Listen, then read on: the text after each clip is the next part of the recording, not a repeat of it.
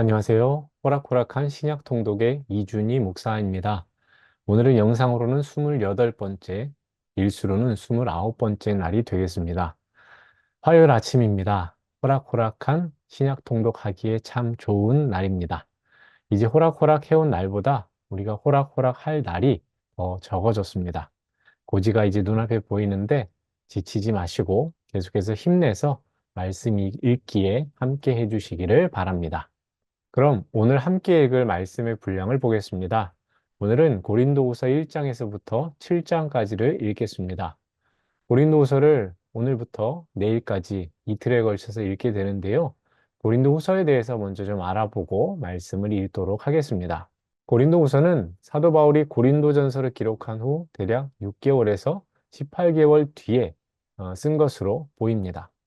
그가 마게도냐에 있을 때 쓴 편지인데 약 55년에서 56년경에 쓰인 것으로 추정이 됩니다. 바울은 고린도전서를 보낸 다음에도 교회의 문제가 해결되지 않자 직접 고린도 교회를 방문했습니다. 그러나 이때 바울은 방문을 통해서 좋지 않은 경험을 하게 됩니다. 고린도 교회에서 배척을 당하고 대적자들에게 인격적 수모를 당하기까지 합니다.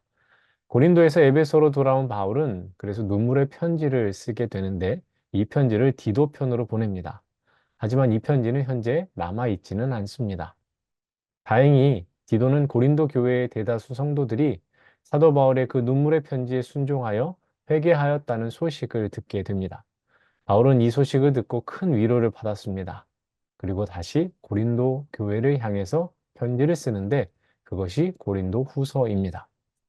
고린도후서를 기록한 목적은 고린도 교회로부터 공격받은 자신의 사도직의 정당성을 변호하기 위함이고 예루살렘 교회를 위한 구제 헌금을 독려하는 동시에 헌금 사업에 대한 오해를 바로잡기 위해서입니다. 고린도후서는 크게 세 부분으로 나누어집니다. 1장부터 7장까지가 한 부분인데 진정한 사도성에 대해 설명하며 바울 자신의 사도권을 변호하고 고린도 교회와의 불편한 관계를 회복하려는 내용이 나옵니다. 8장부터 9장까지에서는 가난한 예루살렘 교회를 돕는 구제 연보에 대해서 고린도 교회가 참여할 수 있도록 촉구하는 내용이 나옵니다. 10장부터 13장까지는 자신을 비판하는 대적자들과 그들에게 설득당한 고린도 교회를 향해 그들이 도전한 자신의 사도권을 변호하는 내용이 나옵니다. 고린도서의 특징은 사도 바울의 지극히 사적인 감정이 잘 드러나는 편지라는 겁니다.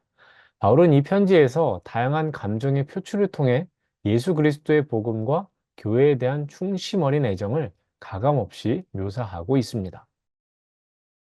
고린도후서 1장부터 보겠습니다. 바울과 디모데가 고린도와 아가야 지방에 있는 성도들에게 문안 인사하는 것과 감사하는 것으로 편지를 시작합니다.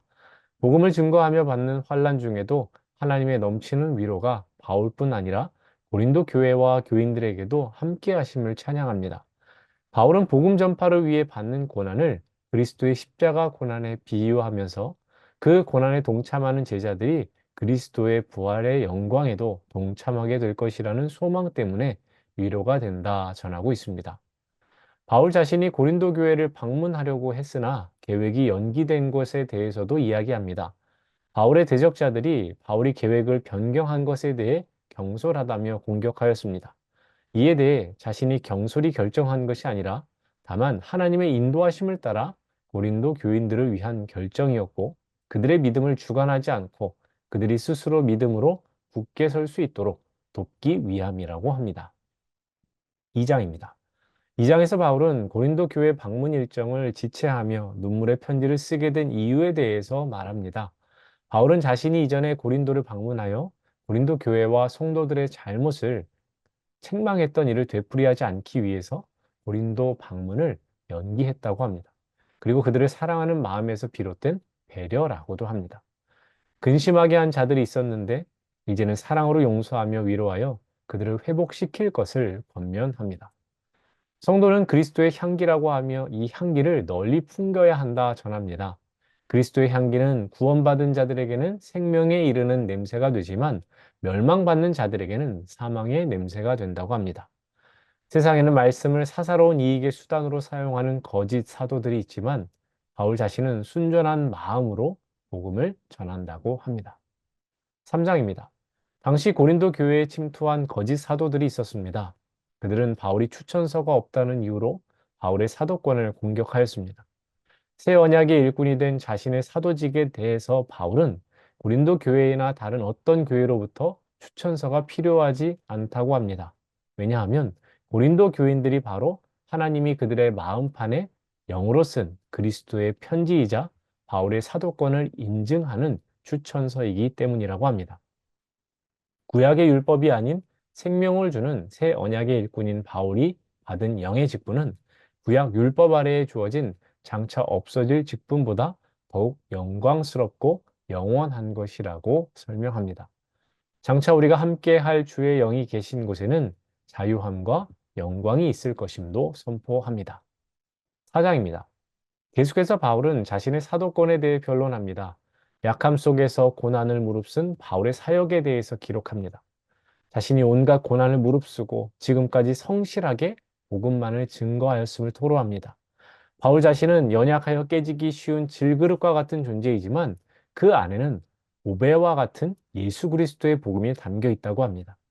바울은 복음의 능력으로 모든 고난을 극복하고 그리스도 앞에 서게 될 것을 피력하며 일시적인 이 세상의 영광을 구하지 않고 영원한 영광을 위해 잠시의 고난을 인내하는 자신의 삶을 천국 소망을 가진 모든 성도들이 따를 본이다 라고 합니다.